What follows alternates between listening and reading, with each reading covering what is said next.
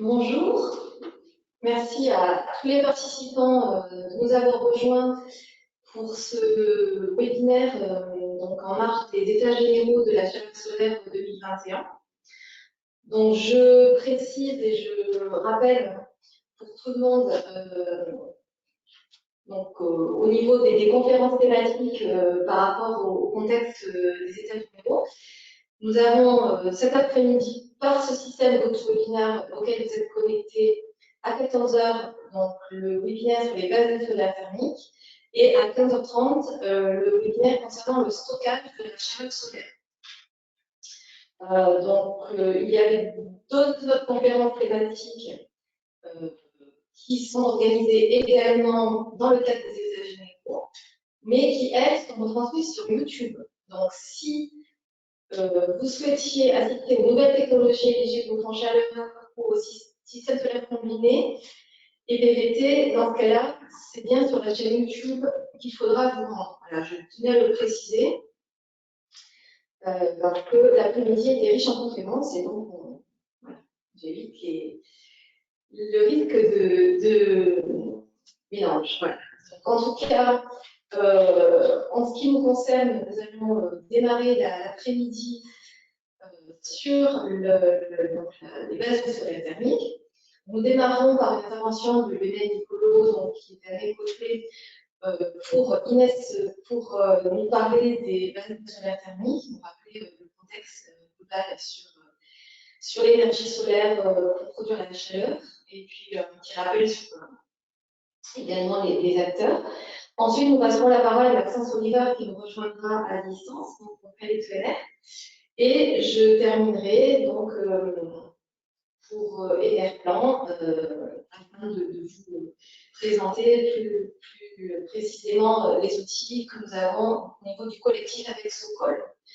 Donc voilà, pour les personnes qui viennent de nous rejoindre, bonjour. Donc, je vais toujours chercher Enerplan et je vous souhaite la bienvenue dans cet après-midi webinaire. Donc, je vais tout de suite passer la parole à Béné Nicolo de l'INES, et donc qui va nous rappeler les bases de solaire thermique.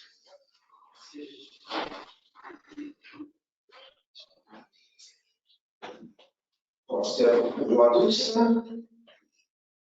Je vais vous parler bonjour à tous. J'espère que vous allez bien.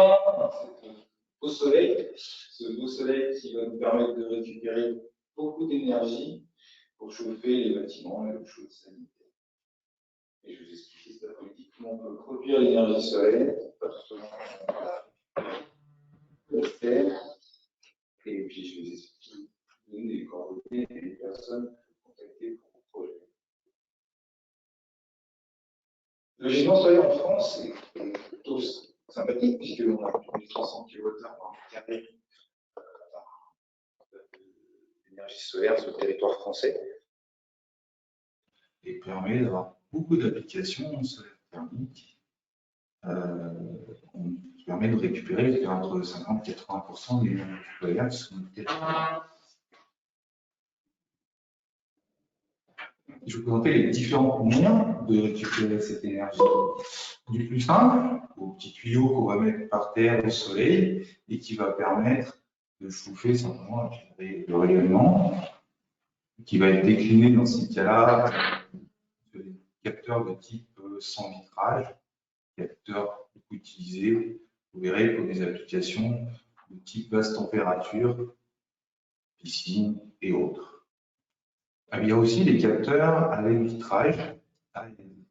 On en trouve peu en France, on en trouve beaucoup plus aux États-Unis. C'est du préchauffage de l'air du bâtiment. Pas trop m'étendre là-dessus, mais c'est vrai qu'il n'y en a pas trop sur nos territoires. Ce que vous rencontrez énormément, c'est les capteurs à vitrage. J'ai un petit message. Je vais l'enlever tout de suite, excusez-moi. C'est bon, ça a apparu. Les capteurs plans à vitrage, c'est qu'on va rencontrer beaucoup sur notre territoire et qui ont une très bonne performance, car on va voir plus tard que ce qui est important, c'est la surface d'entrée d'un capteur pour récupérer le maximum d'ensoleillement au mètre carré. Puis après, on va trouver les technologies de capteurs sous vide qui sont plus orientées pour des applications haute température.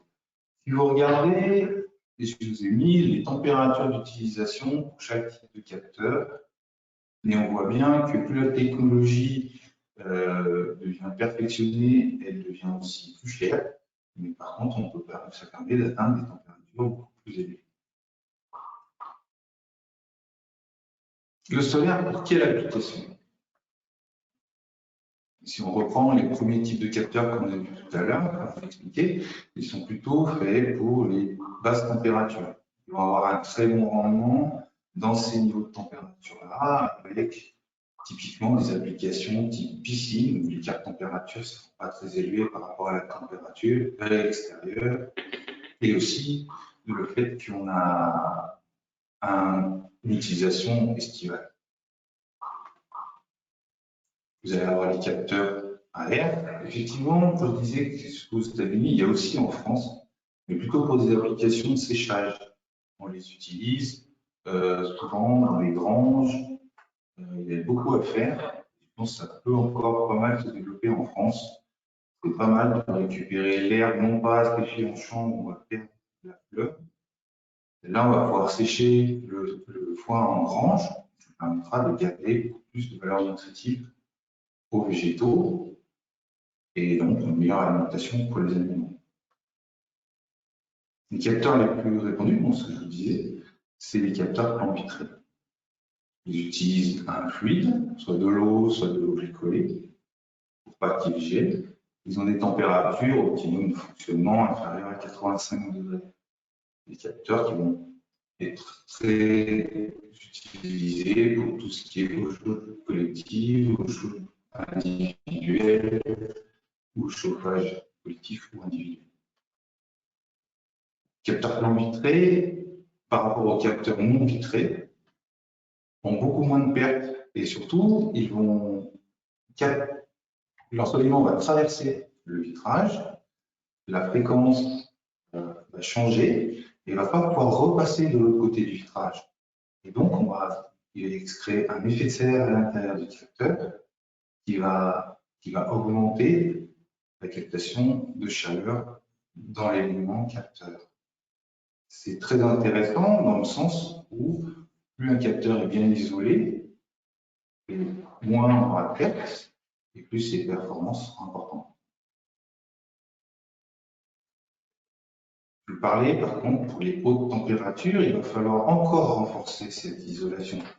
Simplement le vitrage ou l'isolation autour du capteur ne permettront pas de monter aussi haute température, car l'écart de température par rapport à l'extérieur va être trop important, et donc les déperditions du capteur aussi importantes. Pour ça, les fabricants se sont dit quel est le meilleur isolant, c'est le vide. Et donc, ils ont créé les capteurs sous vide. Les capteurs sous vide sont beaucoup utilisés en Chine, puisque c'est 80% du marché. Et nous, c'est peu utilisé.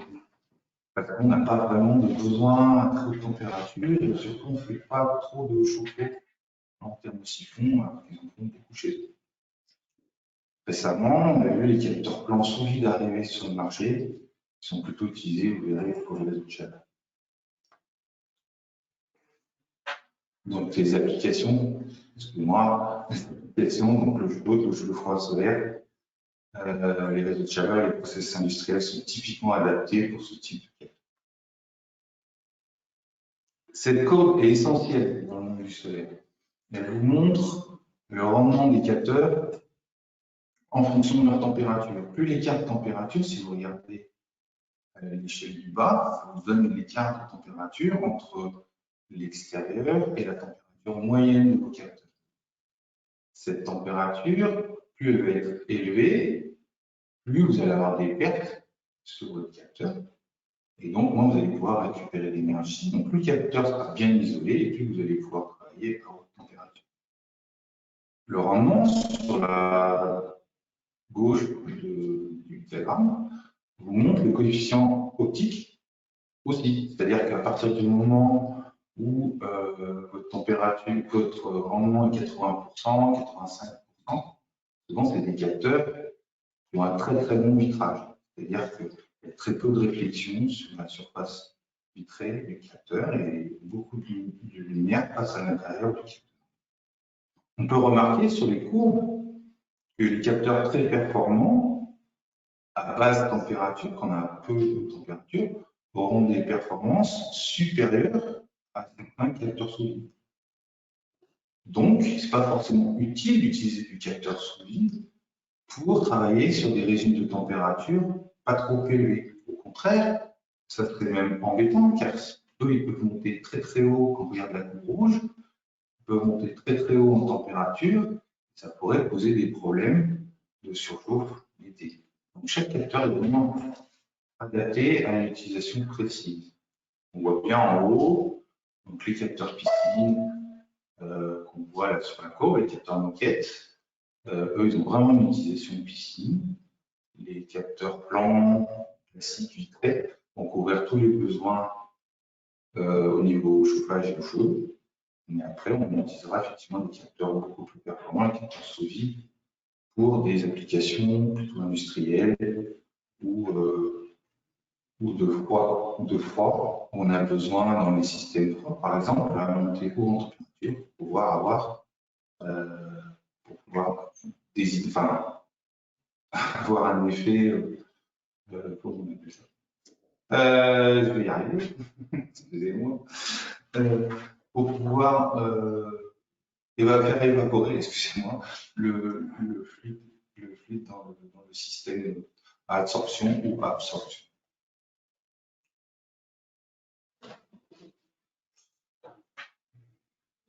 Dans les types de modèles, donc suite à ce que je vous ai décrit, du coup, vous allez avoir différents systèmes qui vont permettre, en utilisant ces différents types de capteurs, de récupérer la chaleur, les principes de la chaleur du soleil. Donc, on va avoir dans les chauffe-eau solaires individuels, on va avoir les systèmes les plus simples qui n'auront pas de pompe. C'est vraiment très très simple. C'est simplement la chaleur qui va chauffer l'eau dans le capteur. Celle-ci va monter puisque sa densité va baisser et elle va aller chauffer le ballon qui va être sur le toit. Donc ça, c'est ce qu'on appelle les systèmes thermosiphons. Ça marche tout seul, c'est très très bien. C'est peu utilisé chez nous, tout au moins en métropole. C'est beaucoup utilisé dans les zones. C'est peu utilisé chez nous en métropole. Pourquoi? Parce que si on laisse un ballon comme ça à l'extérieur, bah, les déperditions sont importantes. Et donc, ce n'est pas vraiment approprié pour chez nous. Donc, il y a d'autres systèmes qui, eux, permettent d'avoir des capteurs sous le toit ou au châssis au sol et qui vont permettre de fonctionner avec une pompe de circulation. Et on pourra mettre ainsi le ballon à l'intérieur de la maison.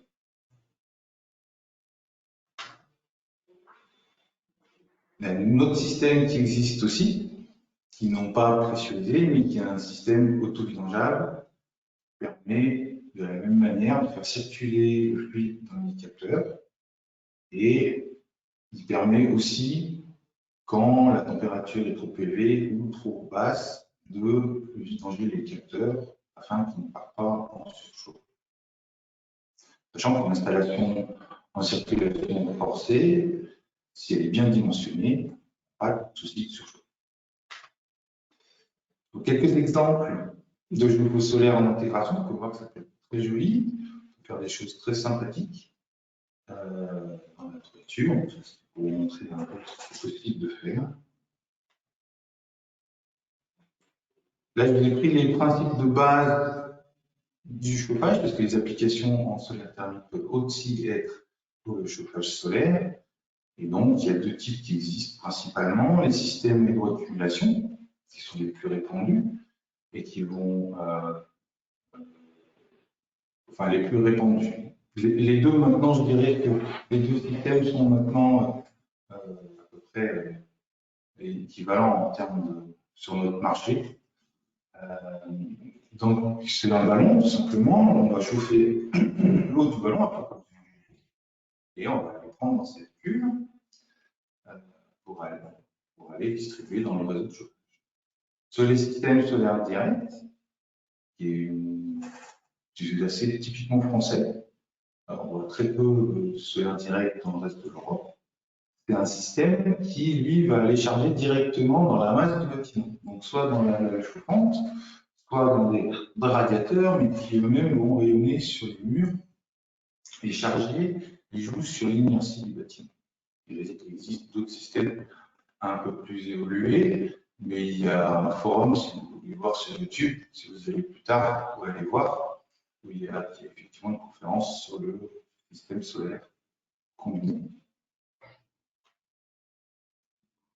Là, on peut voir sur les systèmes solaires de type chauffage, où on a effectivement du coup des surfaces de capteurs plus importantes et des inclinaisons qui vont être différentes, car le besoin est plus hivernal. On va avoir une inclinaison de capteurs pour faire le chauffage, souvent compris entre 45 et 60 degrés, pour pouvoir avoir un ensoleillement parfait l'hiver.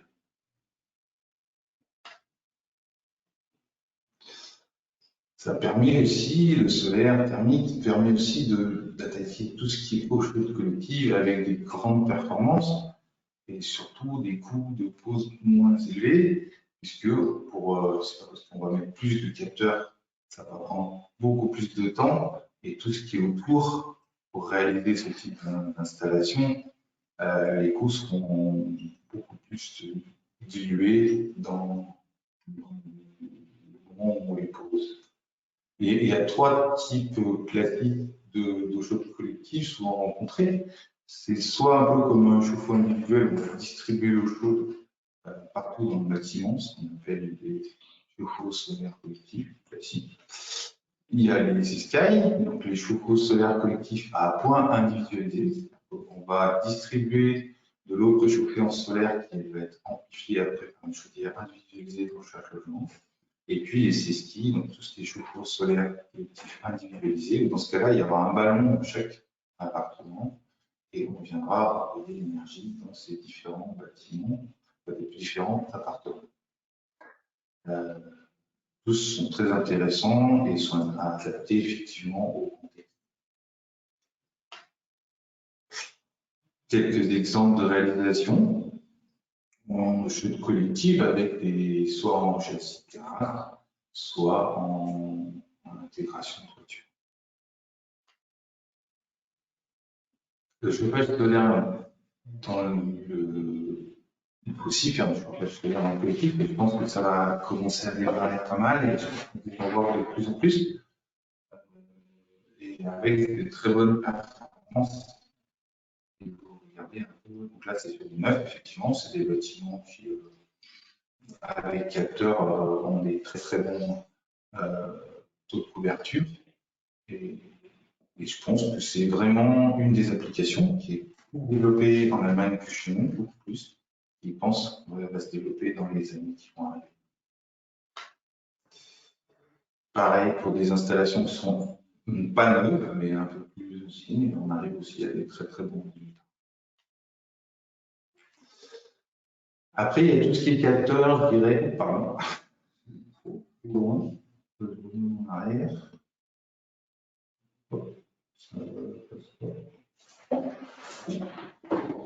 Pardon, depuis j'ai dépassé. Mais j'ai vu quand même, c'était juste pour vous présenter, depuis j'ai dépassé, je suis désolé. C'était pour tout ce qui était la concentration. Donc c'est des projets comme ça, il n'y en a encore pas assez, mais c'est quand même des super projets. Là, on est vraiment sur des niveaux de température qui sont très très élevés avec des systèmes à centrales freinées. On a eu en France, dans le sud de la France, les rodéos. Il y en a des systèmes cylindro-paraboliques. Là, on atteint vraiment des niveaux de température très élevés. Ça va permettre de faire de l'électricité, ça va permettre de faire de la haute température pour des process industriels. Voilà, il y a beaucoup d'applications dans le solaire thermique et n'hésitez pas à questionner, demander. Vous pouvez nous contacter à l'INES si vous voulez, soit par mail. Et on vous renseignera sur toutes les possibilités qu'il y a sur le solaire thermique. Si vous menez à bien un projet, un solaire individuel, je vous incite à contacter le réseau FER ou l'ANA, ou tous les réseaux d'installateurs de RGE, qui eux vont pouvoir vous aider dans votre démarche, dans votre projet. Au niveau collectif, il y a les agences départementales, vous avez aussi l'ADEME, bien évidemment. Contactez-les et ils sauront vous aider à monter vos différents projets. Vous pouvez aussi contacter l'INES si besoin, on sera toujours là pour vous aider dans vos démarches. Je vous souhaite une très bonne fin de journée et puis n'hésitez pas à mettre du seuil. Je vais voir s'il y a des questions entre-temps. Oui, merci. Merci. Donc, je pense que on va compléter les questions. Alors. Apparemment, le son n'était pas bon. Alors, j'espère que ça s'est résolu parce que j'avais une personne de technique qui devait.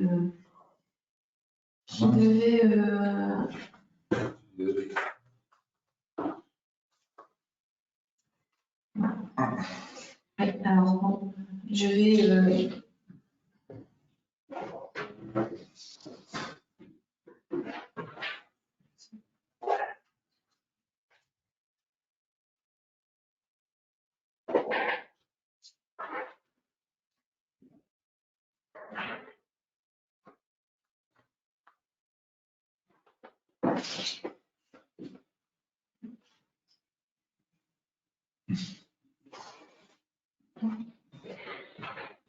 Bon. Alors, on fait des tests de son.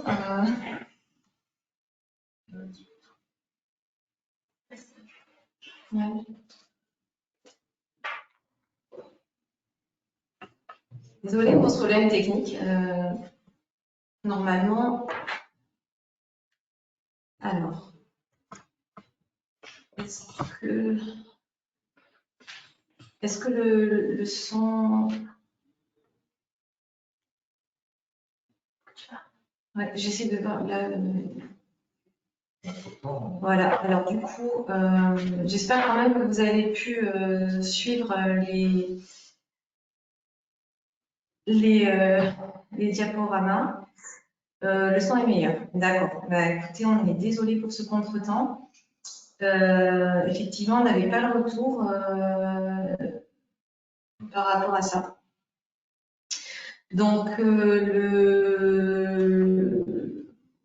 en fait, les questions, du coup, je pense, vont être un peu réduites par rapport à ce problème technique.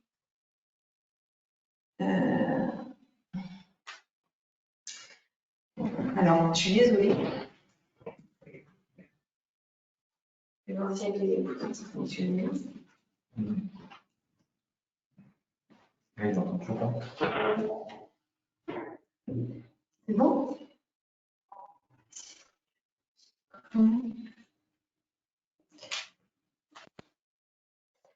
Alors, les contacts à l'ADEME. Donc, en ce qui concerne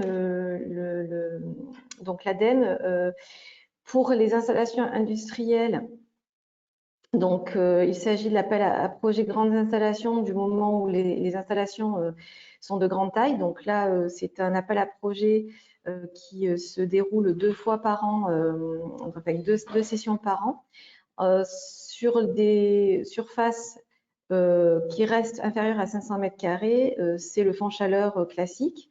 Et donc, il faut contacter les directions régionales donc, qui correspondent au projet où se situe à l'endroit, la région où se situe le projet. Donc, pour Aix-en-Provence, ça sera la direction régionale de PACA et donc qui se situe à Marseille. Donc, tous les renseignements sont sur la plateforme de l'ADEME et qui aujourd'hui est regroupée dans Agir pour la transition. Ensuite, pour des grandes surfaces, là, il faut à nouveau aller voir sur le site de l'ADEME et c'est l'appel à projet grandes installations solaires thermiques qui va permettre de répondre à des projets pour des applications, notamment dans l'industrie et dans les réseaux de chaleur, mais ça peut être également sur d'autres applications.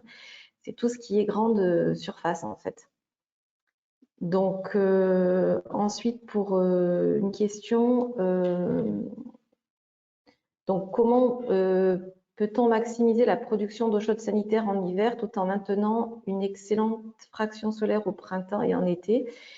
Car des fois, le taux de couverture en hiver ne dépasse pas 25% d'une surconsommation de la pluie en hiver. Alors, c'est vrai qu'on ne peut pas apporter des réponses précises, je pense, à chaque cas particulier, mais effectivement, il y a des solutions qui existent. Oui, bah, déjà au niveau de l'inclinaison des capteurs, c'est-à-dire que si les capteurs sont plus inclinés pour un ensoleillement hiver, c'est-à-dire que comme le soleil est plus bas sur l'horizon, vous aurez donc plus d'ensoleillement sur la période hivernale.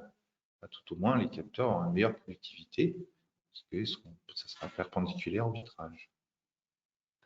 On a aussi, depuis cette année, la possibilité d'utiliser, donc dans le cadre du fonds chaleur, en fait, on a la possibilité d'utiliser la production d'eau chaude solaire pour alimenter le maintien en température de la boucle d'eau chaude sanitaire à l'intérieur d'un bâtiment. Donc, ça permet de dimensionner de façon un peu plus généreuse, alors bien sûr en restant dans des ratios définis. Hein. Il ne s'agit pas de surdimensionner l'installation et ensuite d'arriver à des pannes dues à des surchauffes. Mais les outils Socol sont là aussi pour vous accompagner. Il y a tout un guide qui a été fait sur le bouclage. Et donc, ça peut permettre de maximiser également peut-être en hiver et en ayant une plus grande surface de capteurs solaires. Et ensuite, en été, de ne pas avoir de surchauffe, car ce surplus, en quelque sorte, peut être utilisé pour le bouclage d'eau chaude sanitaire. Dans tous les cas, il faudra toujours faire appel à un bureau d'études qualifié, spécialisé dans le solaire thermique, pour justement trouver un dimensionnement qui soit adapté au projet. Mais dans tous les cas, aujourd'hui, donc ces techniques existent. On a également tout à l'heure, Lionel l'a mentionné, l'auto-vidangeable, qui permet justement aussi, en cas d'utilisation un peu spécifique, d'éviter ce type de problème-là lorsqu'on a finalement lorsque le système marche trop bien. Et puis, il y a certains capteurs aussi qui sont développés et qui vont voir leur rendement diminuer lorsque en fait, la surface chauffe trop. Donc, alors, peut-on imaginer dans l'avenir des capteurs plans avec un rendement bien plus important que 60%, 70% en plus? Alors, je pense que ça existe déjà, mais après… Ça va jouer effectivement sur le facteur optique, c'est ce que j'expliquais tout à l'heure sur les performances des capteurs, c'est la surface d'entrée et le facteur optique. Après, on ne trouvera pas des capteurs plus performants pour l'instant, en tout cas au niveau des technologies qui existent. Après, quand on regarde les systèmes à concentration, c'est simplement parce qu'on augmente la surface de miroir qui vient concentrer sur une surface, mais on reste toujours sur, on augmente la surface finalement de captation, mais on n'est pas sur une amélioration des performances. Après, dans quel cas aller chercher, c'est déjà très très performant un capteur plan. Le souci plutôt, c'est qu'il n'y a pas beaucoup d'ensoleillement l'hiver, donc il faut essayer d'attraper tout ce qu'on peut au mieux. Et il faut plutôt travailler, si on veut augmenter les performances d'un capteur, c'est le régime de température qui va traverser ce capteur, ce que j'expliquais tout à l'heure, la température moyenne des capteurs. Plus la température des capteurs sera basse, et plus la puissance du capteur sera élevée, puisque du coup, on aura moins de déperdition par rapport à l'extérieur, on aura des systèmes très performants. Donc, il faut effectivement tout ce qui est équilibrage, tout ce qui est gestion correcte des températures dans un bâtiment ou dans des eaux chaudes permet effectivement de valoriser au mieux les capteurs. Donc c'est plus, on peut déjà faire très très bien avec ce qu'on a et avec des coûts raisonnables. Alors, une autre question pour toi. Existe-t-il des fluides qui permettent un meilleur transfert d'énergie que l'eau en circuit fermé? L'eau, c'est excellent. C'est difficile de faire mieux que l'eau. On n'a pas encore trouvé des systèmes qui étaient meilleurs que l'eau. C'est un fluide, enfin, au niveau rapport qualité-prix, ça reste quand même quelque chose d'exceptionnellement bon et pratique. Donc pour l'instant, il faut rester simple aussi. Il faut bien penser que les installations solaires doivent rester simples. Il vaut mieux une installation qui a un petit peu moins de performance en termes de rendement max, mais qui aura un fonctionnement sur très longue durée sans dysfonctionnement, plutôt que des installations où on va aller chercher 2-3% de plus, et puis après qui vont risquer d'avoir des problèmes au niveau maintenance, entretien, etc. Il vaut mieux faire simple. Simple, ça dure, ça marche bien. Des installations, je connais des installations qui ont plus de 30 ans et qui fonctionnent très très bien. Et donc, mais c'était simple. Dès qu'on commence à compliquer, c'est difficile pour les exploitants, c'est difficile. Voilà. Et donc, tout ce qui est simple, ça marche bien. Moins il y a de composants, plus c'est simple, mieux ça marche. Oui, c'est vrai que ce matin, certains d'entre vous auront peut-être assisté aux conférences et on avait effectivement des témoignages d'installations qui étaient encore en fonctionnement après 30-40 ans. Et Ouais. c'est vrai qu'on ne connaît pas d'autres technologies qui puissent avoir le même, Ouais, pour l'instant, le même. c'est très très efficace sur très longtemps. Des investissements je dirais, de bons pères de famille. Panneaux solaires versus bilan carbone global. Là, en fait, c'est vrai que les capteurs sont quand même hautement recyclables. En fait. Oui, ils sont totalement recyclables, c'est du verre. En général, les capteurs, c'est quoi? C'est des métaux classiques et du verre. En grande majorité, donc la totalité, on sait très très bien recycler. Ensuite, c'est vrai qu'on a aussi la chance, quand on regarde le bilan carbone global, au-delà des matériaux et de la durabilité, on a aussi la chance d'avoir en France encore beaucoup de fabricants et même des fabricants qui ont continué d'innover, qui ont continué de se développer, même lorsque le marché a vécu un peu des heures un peu plus difficiles. Et la France reste exportatrice nette de capteurs solaires. Donc, on est capable aujourd'hui, lorsqu'on souhaite s'équiper en solaire thermique, de faire appel à des fabricants français et sur, en plus, une gamme très étendue de technologies. C'est-à-dire que tout ce qu'a présenté tout à l'heure Lionel, à savoir il y a plusieurs types de capteurs qui vont répondre à plusieurs types d'applications pour faire à la fois, on va être dans l'individuel, on va être dans du collectif, petit, moyen, grand, on va être dans des très très grandes installations, des réseaux de chaleur, d'industrie, des applications spécifiques, avec des types de capteurs qui vont varier. Et à chaque fois, on va pouvoir s'appuyer sur des fabricants français, voire européens, pour certains, pas très loin de chez nous. Et donc, on a de ce fait-là aussi un bilan carbone positif, puisqu'on n'a pas besoin d'aller se fournir à l'autre bout de la planète pour avoir du matériel qui soit à notre portée. Et de l'emploi local. Et l'emploi local, effectivement, ce qui était aussi rappelé ce matin. Donc, c'est très bon pour toute l'économie. Y a-t-il un annuaire de tous les fabricants de matériel de solaire thermique français ou européen quelque part? Donc, on n'a pas vraiment un annuaire. Par contre, je pense qu'entre Enerplan et Uniclimat, il doit y avoir tous les fabricants qui doivent être représentés, puisque donc Enerplan, nous représentons uniquement les professionnels du solaire et Uniclimat représente donc les fabricants du génie climatique en général, donc certains fabricants qui sont également sur d'autres technologies de chauffage vont être plutôt référencés chez Uniclimat et ou chez nous et l'inverse. Mais à nous deux, je pense qu'on doit représenter la totalité des fabricants. Donc, en allant voir sur le site d'Enerplan et sur le site d'Uniclimat, je pense qu'on a une bonne image des fabricants français et européens. Ensuite, c'est vrai que tous les fabricants européens ne sont pas forcément recensés dans un syndicat français. Mais c'est peut-être un travail à entreprendre de notre côté, effectivement, c'est une bonne question, pourquoi pas. Alors, je vois que pour l'instant, il n'y a pas d'autres questions, donc on va peut-être passer à la présentation suivante de Maxence Olivard, mais on aura le temps pour d'autres questions éventuellement plus générales à la fin. Donc, n'hésitez pas à continuer à poser vos questions par le chat. Donc, nous allons maintenant voir la filière de côté installateur exploitant, la formation, la qualification. Donc Maxence Oliva nous a rejoint. Merci Maxence. Bonjour Maxence. Alors Bonjour à Maxence, tous. je vais te passer les commandes. Donc normalement,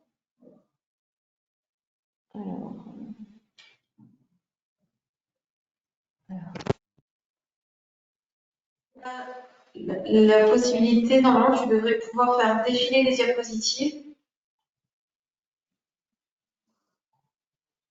Parfait. Parfait. Parfait. Je vais aller en arrière, autant pour moi.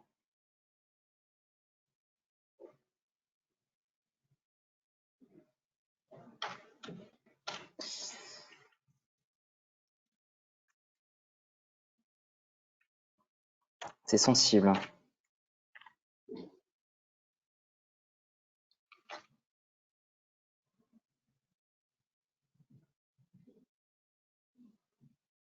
Et lui, j'ai plus la main. Donc tu recliques dans l'écran si jamais. Tu recliques dans l'écran. Voilà. Ok, autant pour moi. Alors, bonjour à tous. Je vais vous faire une petite présentation par rapport à l'association Qualité ENR. Donc l'association a été fondée sous l'impulsion de l'ADEME en 2006. Donc on a repris le relais de la marque Qualisol qui a été fondée par l'ADEME en 1999. L'association elle est représentée par les différents membres des filières ENR. Donc j'entends par là les installateurs d'une part, les fabricants, les clients, mais aussi les différentes institutions, donc je pense à l'ADEME ainsi qu'au pouvoir public. Pour son activité de qualification d'entreprise, l'association est accréditée par le COFRAC et a des conventions avec les ministères pour assurer ce rôle-là d'un intérêt public. Et les missions sont sur tout le long de la chaîne de valeur. D'une part, on forme les formateurs, on forme les installateurs. Et le rôle principal de Qualité, c'est de qualifier les entreprises, c'est-à-dire de contrôler leur capacité à répondre à une prestation d'installation de systèmes solaires. En parallèle de ça, l'activité est de promouvoir les différentes ENR. On ne travaille pas que sur du solaire thermique, mais aussi sur du thermodynamique, du photovoltaïque, du bois, etc. Et enfin, en bout de chaîne, on fait un contrôle des installations par échantillonnage pour s'assurer que l'ensemble des installations qui sont proposées par les installateurs sont conformes. À l'heure actuelle, Qualité propose 18 formations, toutes filières confondues. Et rien que pour le solaire thermique, il y en a 7. Donc ça va de l'individuel au collectif, en passant par du combiné, par le métier d'exploitation du collectif, et il y a les déclinaisons pour les territoires d'outre-mer.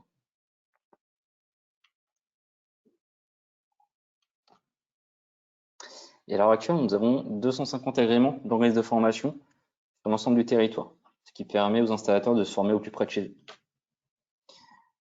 Je vais faire un petit focus concernant la formation Socol exploitant. Donc, on a déjà parlé lors des précédents états généraux. C'est une formation qui a été mise en place en partenariat avec Inerplan et l'ADEME pour former les exploitants d'installations solaires collectives sur ce métier-là, qui est pas très bien connu par beaucoup d'exploitants.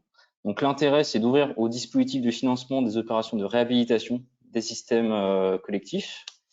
Et ce qui est requis, c'est pour bénéficier de ce financement-là, c'est d'avoir au moins un référent technique formé dans l'entreprise d'exploitation. La formation dure 3 jours, donc elle a été condensée pour aller vraiment à l'essentiel. Malgré tout, il y a une grande partie théorie et pratique qui est faite, elle, sur plateau technique.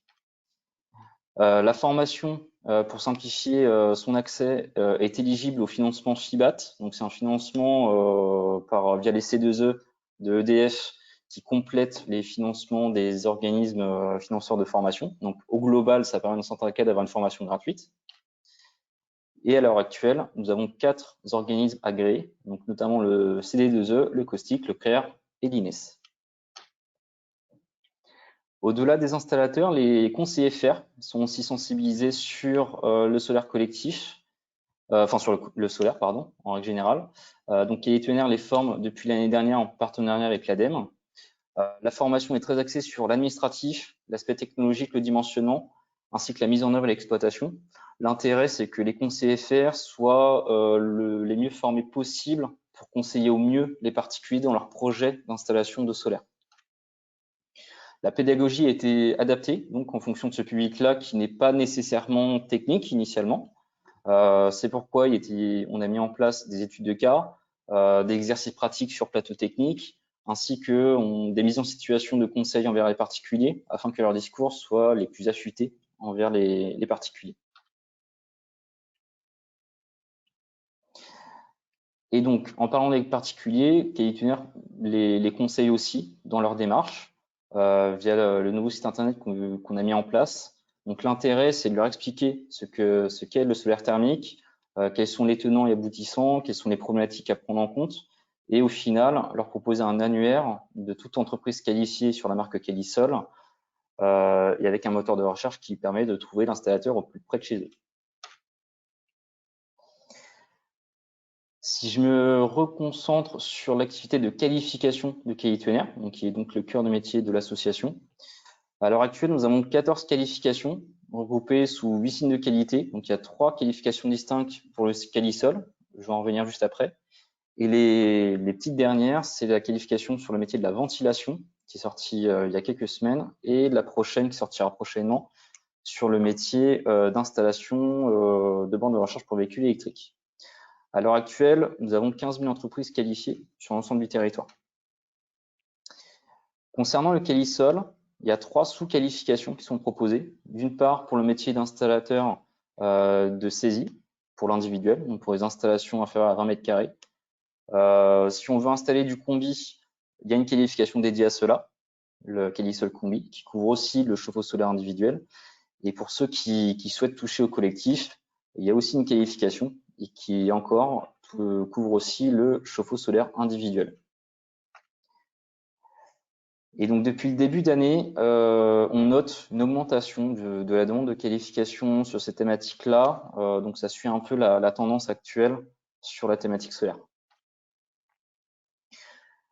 Je vais vous expliquer synthétiquement le processus de qualification d'une entreprise. Donc tout d'abord, la première étape, si l'entreprise souhaite se qualifier, c'est passer par l'étape de formation. Donc j'en ai parlé tout à l'heure. L'intérêt, c'est de se former sous quelques jours sur le métier d'installateur. Donc on part quand même d'un niveau de plombier chauffagiste, donc qui ne part pas de zéro.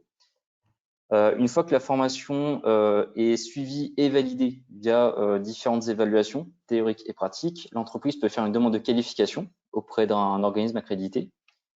Une fois que la qualification a été contrôlée, donc c'est-à-dire que l'entreprise a justifié qu'elle est formée, qu'elle a une assurance, qu'elle n'a pas conduit à des fuites dans des maisons, parce qu'on regarde les rebelles de sinistralité, on regarde s'ils ont du matériel, etc. Si tous les critères sont validés, l'entreprise bénéficie de sa qualification. Et une fois qu'elle est entrée dans le cycle de qualification, il y a des audits d'installation qui sont diligentés par échantillonnage pour s'assurer que ce qui a été appris en formation est bien appliqué sur le terrain. Chaque année, l'entreprise est invitée à renouveler sa qualification pour qu'elle puisse la conserver au fil des ans. Et donc, elle peut redemander sa qualification tous les 4 ans parce qu'on est sur un cycle de 4 ans.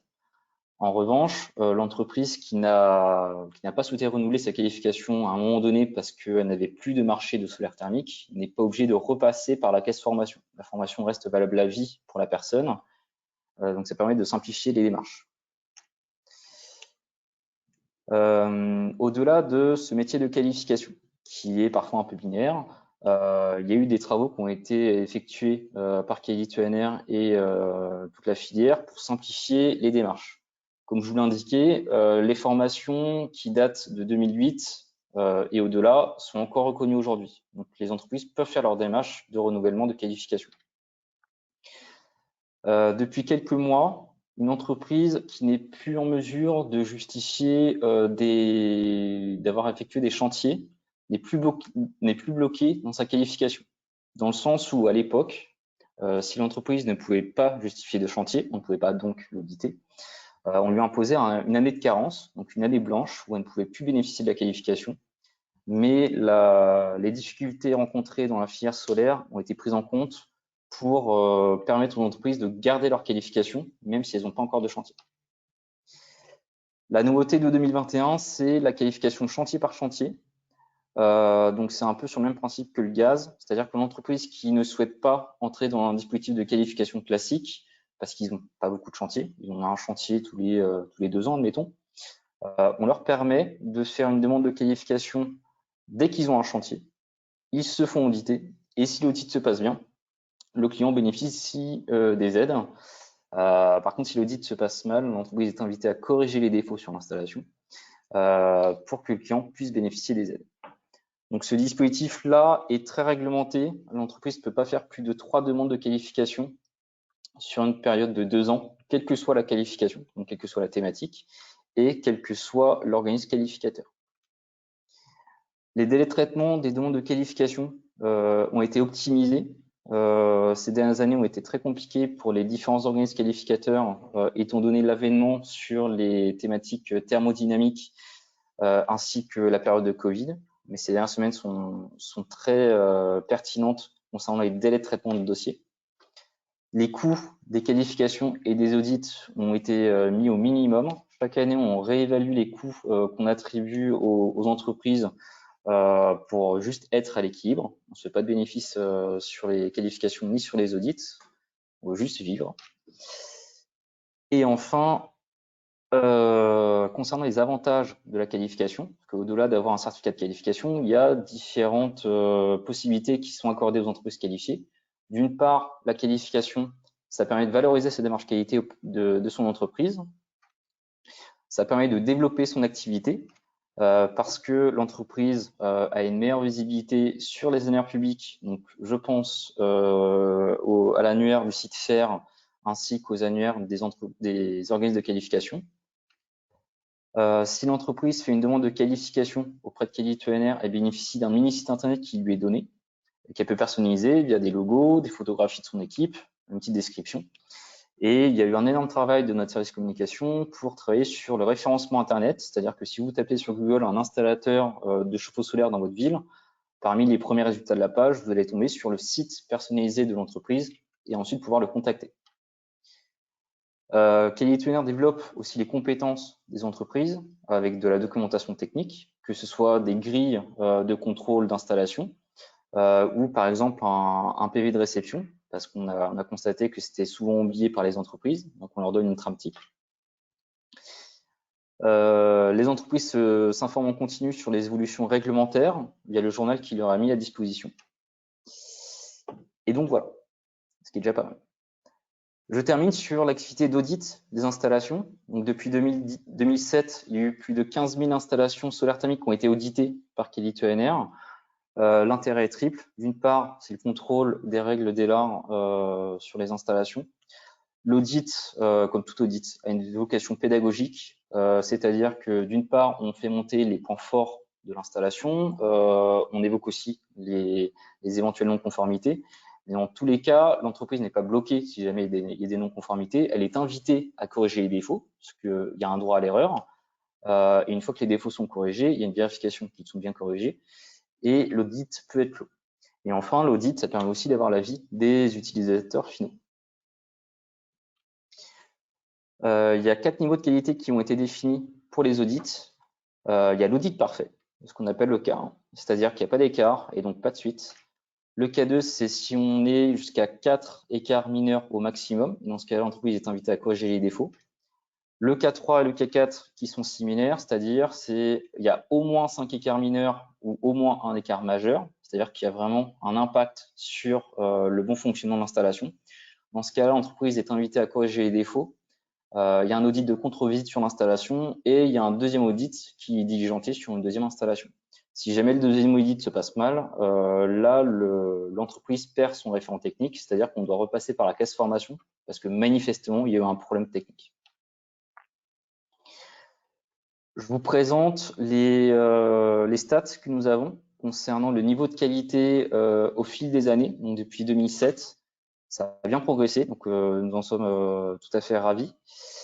En 2007, on était à une quinzaine de % d'audits en K1, c'est-à-dire un audit parfait. Et là, aujourd'hui, il nous reste plus que 10% d'écart qui posent véritablement problème. C'est-à-dire qu'on a 90% des audits qui se passent plutôt bien.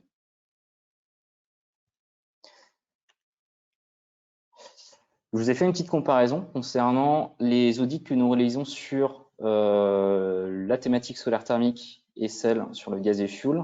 On note clairement qu'il y a une prédominance d'audits conformes sur le solaire thermique, ce qui est un peu plus nuancé sur le gaz et le fuel.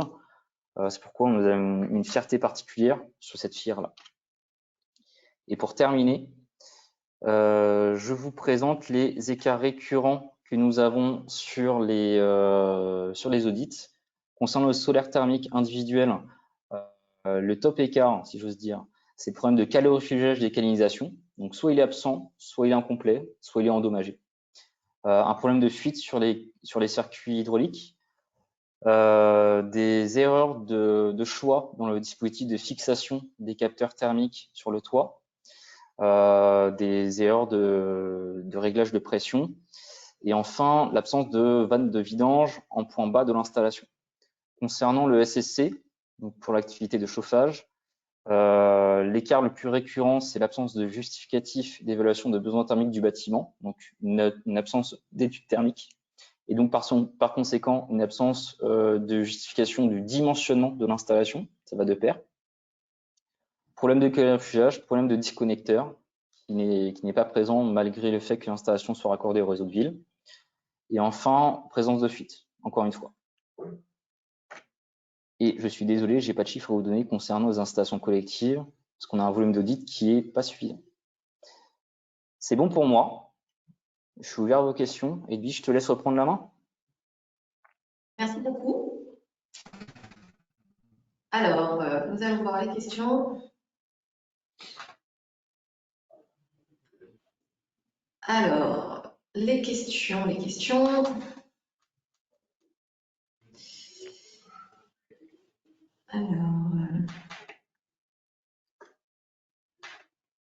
Alors oui, la question que j'ai dans le chat, je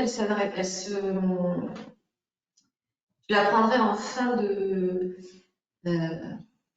séance parce qu'en fait, ça parle du dispositif de réhabilitation des opérations, donc on n'est pas sur ta présentation, Maxence. Donc il semble qu'il n'y ait pas de questions concernant la présentation sur les dispositifs de qualité ENR. J'étais très fier. Donc voilà, ça a dû être très clair en tout cas. Merci beaucoup pour ton intervention. Et donc, je vais continuer le déroulement. Donc, après cette partie un peu plus globale sur le solaire en général, on va finir par le collectif. Faire un petit point de focus par le collectif. Pourquoi tout simplement parce que en ce qui concerne les installations de chaleur solaire collective, la France bénéficie d'un dispositif particulier qui, sous la plateforme Socol, permet d'accéder à toute une série d'outils qui aident à la fois les porteurs de projets et les professionnels à mener à bien un projet global pour de la chaleur solaire collective, mais également ensuite à maintenir cette installation performante pour toute la vie de l'ouvrage. Donc, on insiste un peu là-dessus, effectivement, parce que ce dispositif-là est quand même bien particulier à la filière de la chaleur solaire collective. Donc, juste pour recontextualiser, donc nous sommes le syndicat Enerplan, donc nous représentons les professionnels de l'énergie solaire depuis 1983, avec depuis ces décennies la mission donc non seulement de les représenter, bien sûr défendre leurs intérêts, mais aussi d'animer la filière pour porter finalement la filière dans une démarche de plus en plus fiable et qualitative. Donc à la fois sur le solaire photovoltaïque, mais bien entendu, en ce qui nous concerne ici aussi, en ce qui concerne le solaire thermique. Donc pour le solaire thermique, l'individuel, ses propres structures On a parlé des conseillers FAIR notamment, qui sont des relais sur les conseils qui peuvent être apportés. Et au niveau du collectif, eh bien, il y a cette plateforme Socol. Donc la plateforme Socol, elle existe depuis déjà 12 ans maintenant, donc créée en 2009 et avec le soutien de l'ADEME depuis le départ et depuis 2013 également de GRDF. Nous avons près de 3000 membres aujourd'hui. Donc ces membres, ils sont membres de façon complètement gratuite. Donc la filière Socol avec les soutiens dont elle bénéficie et également la participation des acteurs qui vont de manière bénévole permet d'offrir les outils dont je vais vous parler tout à l'heure donc aux porteurs de projets et aux professionnels qui vont pouvoir en disposer de façon libre et gratuite. Et donc, ça nous permet de diffuser les bonnes pratiques et également d'apporter les clés pour un projet réussi. Donc, ça nous a permis, au fil des années, d'élaborer une boîte à outils complète que je vais vous présenter. Cette boîte à outils, elle est vraiment disponible pour tous les acteurs. Donc, les acteurs qui commencent à s'intéresser à la chaleur solaire, les acteurs qui s'y connaissent déjà un peu, les acteurs qui sont déjà dans le domaine et qui cherchent des ressources supplémentaires, les institutionnels, les porteurs de projets. Voilà, donc on travaille avec les organismes de qualification et de formation, comme on a pu le voir. Et donc, on va aussi travailler au niveau des régions avec nos partenaires. Donc, ça peut être sous forme de conférences également, de webinaires. Donc, on a effectué un certain nombre de webinaires thématiques. Au niveau des 12 derniers mois, on a ici, je vous ai mis quelques-uns des derniers qui ont été faits. Donc, on voit qu'il y en a qui sont très génériques, d'autres au contraire qui sont très précis au niveau technique, notamment, correspondent souvent à des produits, des outils Socol qui ont été développés pour des applications particulières. Donc, si vous souhaitez les revisualiser, ou les visualiser, ou les découvrir, ils sont en accès sur la plateforme Socol. Et donc, il faut être membre Socol, mais encore une fois, c'est complètement gratuit. Donc, le site Socol. Donc, aujourd'hui, il a cette forme-là. Vous le retrouvez sous solaire-collectif. Donc, c'est la plateforme sur laquelle on retrouve tous ces outils. Il est en cours de modernisation pour cette année. Mais aujourd'hui, on va le retrouver avec ces fameux boutons orange et bleu qui vont nous accompagner tout au long du projet. Donc, ces outils, ils nous permettent finalement aujourd'hui, étant donné la boîte à outils qui existe, ils nous permettent finalement de mettre en place une démarche qui permet finalement de pas à pas, de s'appuyer sur ces outils pour arriver à réaliser son projet. La première étape, bien sûr, c'est d'initier son projet. Ensuite, de s'entourer des personnes qualifiées et formées. Donc, on a vu juste avant, pour ce qui concerne les installateurs et les exploitants, donc la formation et la qualification. Et puis ensuite, ces professionnels-là, ils vont pouvoir s'appuyer sur les outils pour concevoir l'installation. Et on aura également des outils pour globalement la réalisation et ensuite dans la vie de l'ouvrage. Donc, dans la partie avant-projet, quand on va commencer à dire, mais tiens, ce que le solaire thermique, c'est pour moi, on a déjà une première vue sur le site Socol qui nous permet de se décider. Et parmi tous ces outils, je vais vous faire une petite parenthèse sur le logiciel Outil-Sol, qui est à votre disposition. Mais, mis à part ce logiciel, il y a également des guides. Alors, certains guides, ce sont des guides Socol, parfois ce sont des guides partenaires. Qui peuvent être aussi utiles ou avec lesquels on a collaboré. En tous les cas, ils permettent de mettre en valeur, pour certains acteurs parfois aussi précis comme les copropriétés d'ailleurs par exemple, certains renseignements qui sont regroupés au sein de certains guides. Alors on conseille dès ce démarrage de commencer à passer à la mise en service dynamique et au suivi, donc j'y reviendrai tout à l'heure. Donc l'outil, je vais juste vous montrer en quelques captures d'écran, mais en quelques clics, il vous permet de voir si vous avez un intérêt déjà à aller un peu plus loin dans votre projet par rapport à la chaleur solaire. Parce que bien sûr, il n'est pas question de mettre du solaire thermique de partout. Hein. Il faut que le projet il soit rentable, il faut qu'il soit faisable aussi techniquement. Donc, d'abord, pour sélectionner votre localisation géographique, donc ici Généval.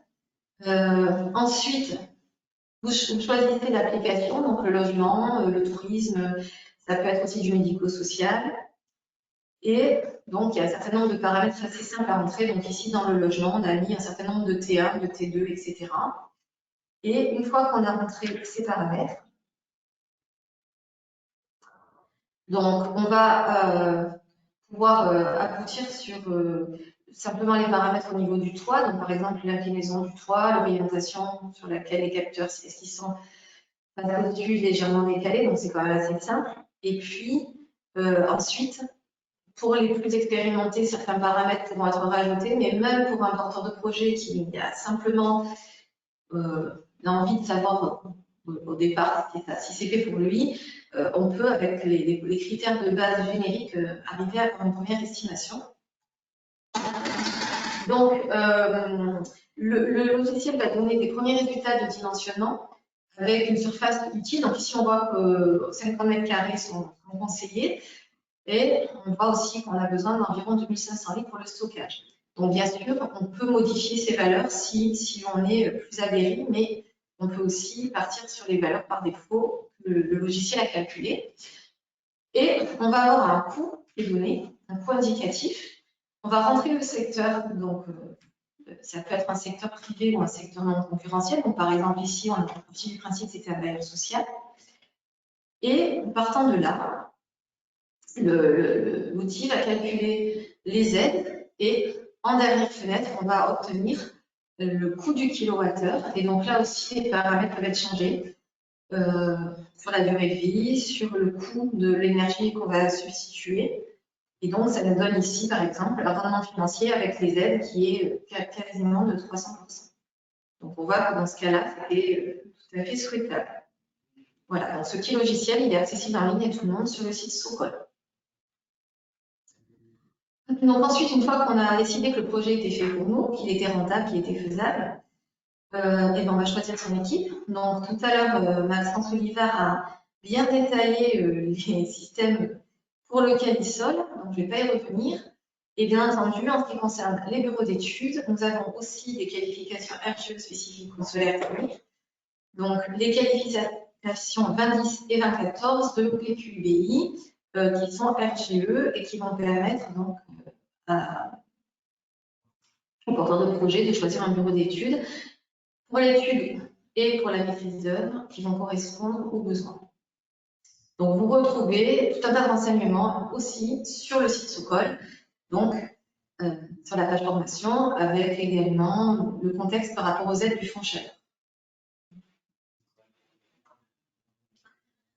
Alors, une fois qu'on a choisi son équipe, donc cette équipe-là de professionnels va pouvoir se baser sur des guides techniques. Donc je ne vais pas rentrer dans le détail, puisqu'aujourd'hui on était vraiment sur les bases du solaire thermique, mais en tous les cas, je vous invite à aller voir sur le site Socol. Il y a vraiment une panoplie assez importante de guides qui vont aider à dimensionner, qui vont aider à trouver les bons schémas, mais aussi qui vont parfois se focaliser sur certains organes de l'installation ou sur certains types d'applications. Donc, on a l'eau technique, guide spécial pour l'eau technique. Donc, ça va surtout intéresser le médico-social pour l'eau technique qui est pour les installations qui sont dans des applications à risque de légionnel. Et puis, pour éviter justement les risques de légionnel, donc notamment le médico-social. Et puis, on a récemment produit un guide sur les piscines collectives. On trouve aussi dans cette partie dimensionnement, conception, pardon, on trouve aussi des outils, donc des logiciels, vous avez accès à des logiciels, donc le Solo qui a été refait en 2018, pour les self-key, logiciel de dimensionnement spécifique, et puis pour les réseaux de chaleur, également l'accès à un outil Pixel. Donc, l'étape suivante, c'est de réaliser et évidemment de mettre en service son installation.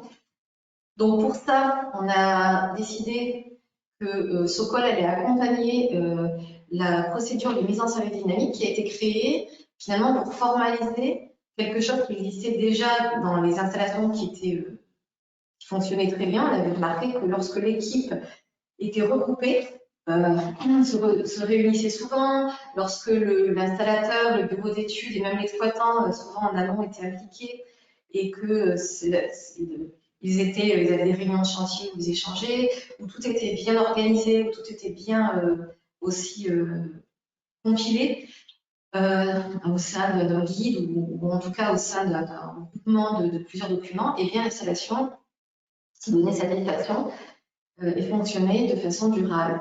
Donc, on a produit des outils pour mettre en place cette procédure de mise en service dynamique qui permet déjà de mettre l'installation en service au bon moment, c'est-à-dire qu'on attend qu'il y ait assez d'utilisateurs qui soient là pour puiser l'eau chaude pour mettre en service l'installation. Ensuite, on va faire un suivi. Pendant les premiers mois de suivi, l'équipe reste mobilisée, donc l'installateur, notamment le bureau d'études, pour fonctionner, vérifier que la performance est là. Si la performance n'est pas là, eh bien on va réajuster, on va régler, faire les ajustements nécessaires. Et lorsque l'installation fonctionne, eh bien là, on va pouvoir livrer l'installation au maître d'ouvrage et à l'exploitant, qui va pouvoir justement exploiter l'installation de façon vraiment beaucoup plus sereine. Et donc souvent, ça va permettre de faire baisser le coût également d'exploitation. Pour le suivi aussi et la maintenance, sur le site Sokol, on a une gamme d'outils. Donc ça va aller de fiches pédagogiques jusqu'à également des fiches qui vont aider à réaliser le suivi, des tableaux de bord, des comptes actifs également. Il va y avoir aussi un guide d'accompagnement pour rédiger le cahier des charges pour le suivi. Donc on voit que à chaque étape, vraiment tous les acteurs vont avoir à leur disposition des outils à la fois techniques, juridiques, pédagogiques, des outils de dimensionnement, des outils du démarrage du projet jusqu'à la fin. Donc encore une fois, ces outils sont en accès libre et gratuit. Donc n'hésitez pas à vous rendre sur la plateforme Sokol, sur le site de Sokol, et puis on va voir si nous avons des questions.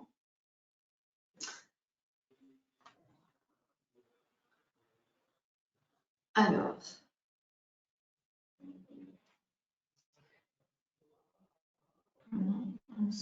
question. Le chat. On a une question. Les systèmes utilisant des MTA peuvent être également évalués. Alors, des MTA, j'avoue ne pas. Je pense que c'est un MTA. Je ne vois pas ce qu'il faut dire. Bon. Alors, en tout cas, dans le chat global, pour l'instant, je n'ai pas de questions. Je vais vérifier. Alors, tout à l'heure, il y avait une question plus globale sur laquelle j'ai dit que j'allais... Module thermique d'appartement. Pardon? MTA, c'est module thermique d'appartement. Ah, oui, tout à fait. Il y a un schéma Sokol, oui, pardon. Oui. Oui, un schéma Sokol qui, depuis cette année, d'ailleurs, est éligible au plan chaleur. Donc, oui.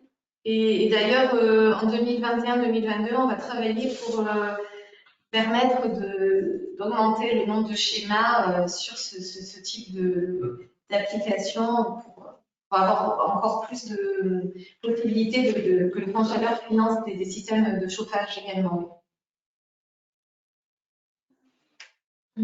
Alors tout à l'heure, il y avait une question sur le dispositif de réhabilitation de l'ADEME.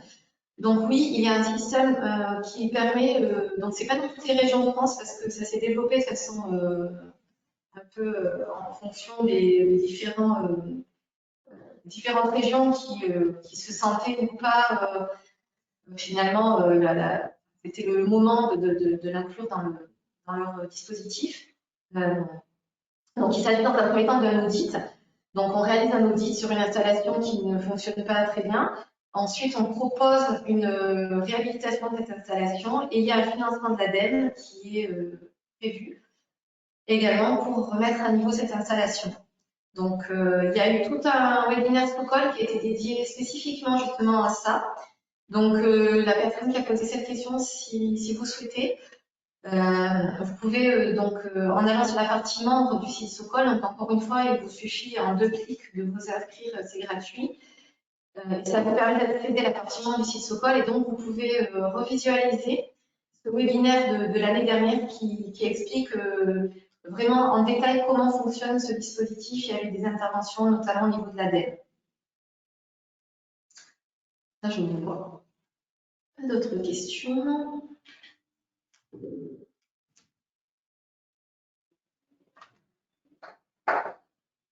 Donc là, pour l'instant, je ne vois pas de questions de plus dans le chat.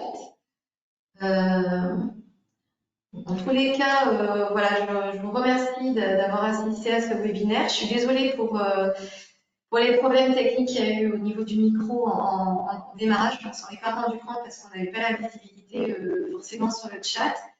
Et il y a eu un petit couac au niveau visiblement de la vérification technique. Donc, j'espère que vous avez quand même pu suivre les explications de Lionel. En tous les cas, tout au long de l'année, nous proposons des webinaires.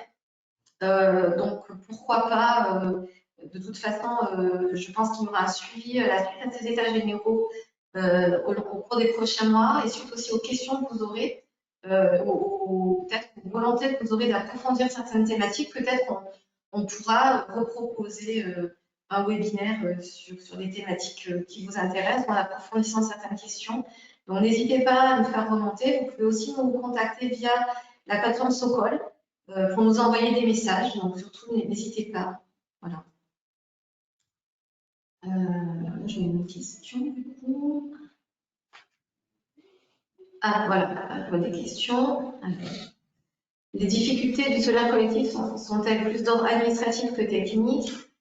Je pense qu'à un moment, il y a eu un peu des deux.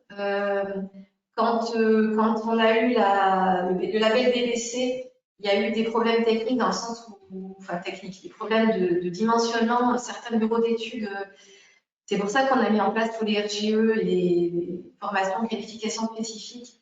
Certains bureaux d'études, en fait, utilisaient le moteur de calcul de la réglementation, enfin, moteur réglementaire pour dimensionner, alors que normalement, on dimensionne une installation solaire par rapport à ses besoins et ensuite on voit comment elle se comporte dans le moteur de calcul. Donc ça a été quand même, ça a été à la source de certains problèmes. Donc aujourd'hui, ces problèmes, ils sont identifiés. Normalement, ils sont résolus puisqu'on a des ratios de dimensionnement qui sont connus, qu'on a développés en 2015 au niveau de Socol, qui sont aujourd'hui, je pense, bien connus par les bureaux d'études et puis bien sûr les bureaux d'études RGE qui sont là.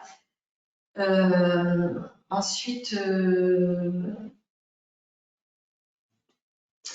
alors là, je ne comprends pas la question. Samedi, personne n'aura de clé de répartition. Quelle est la question? Ah oui, pour les administratifs. Après, au niveau administratif, c'est pareil. Je pense qu'il y a eu justement une identification et l'ADEME essaye de trouver des moyens avec des ressources locales au niveau de conseillers qui sont de plus en plus nombreux au niveau local pour accompagner beaucoup plus facilement les porteurs de projets. Donc, je pense que les difficultés, elles ont été un peu des deux ordres, mais qu'aujourd'hui, il y a une prise de conscience qui fait qu'on a quand même amélioré. Bien sûr, comme on disait ce matin, il y a encore pas mal de travail, donc on y travaille toujours. Voilà. Ensuite, la question, existe-t-il des offres de leasing en solaire? Oui. Alors, il y a effectivement, ça fait partie des solutions. Il y a une fiche, d'ailleurs une fiche Socol qui existe sur je crois que c'est à l'île d'Oléron. Il y a eu une expérimentation qui a été faite, je crois, avec la société Éclore.